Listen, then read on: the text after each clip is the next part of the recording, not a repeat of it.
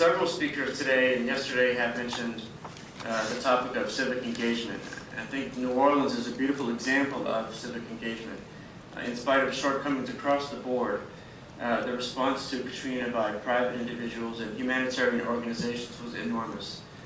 So much so that the authorities in New Orleans had to turn away volunteers because there wasn't enough food, water, or shelter to support them.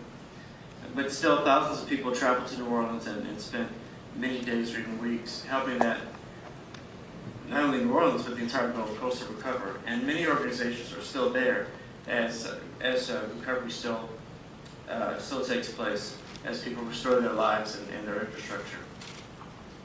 In addition to NEMS and the mutual aid networks that I discussed, the National Water and Wastewater Associations have worked cooperatively with its federal partners and other stakeholders to develop training aids, water incident command procedures, and other resources to help the sector prevent the damage that can be caused by terrorism or natural disasters, including the most destructive terrorist in the world, which is Mother Nature.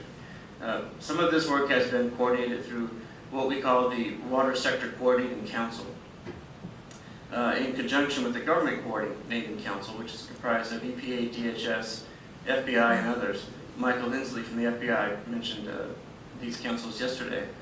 Most, if not all, of the 18 industry sectors across the U.S. have them.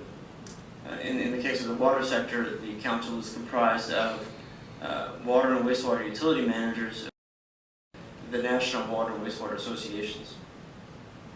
And my organization, the Association of Metropolitan Water Agencies, also works closely with international partners like WSMART, Dr. Duran's organization, Joe Neely's organization, and the International Water Association, with the idea of exchanging information across borders and learning from each other's experiences. Another resource that was developed in the cooperation with the federal government is the Water Information Center, which we call Water ISAC. The concept of these information centers originated under President Clinton, and a handful were implemented just before or soon after 9/11 as a means of, for the private sector and the government to share vulnerability information.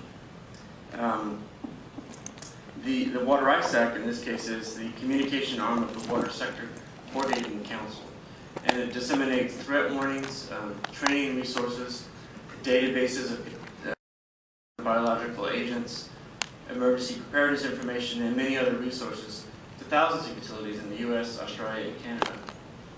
We began in 2003 and have grown significantly since then, and we hope to continue growing and expanding our relationships across borders.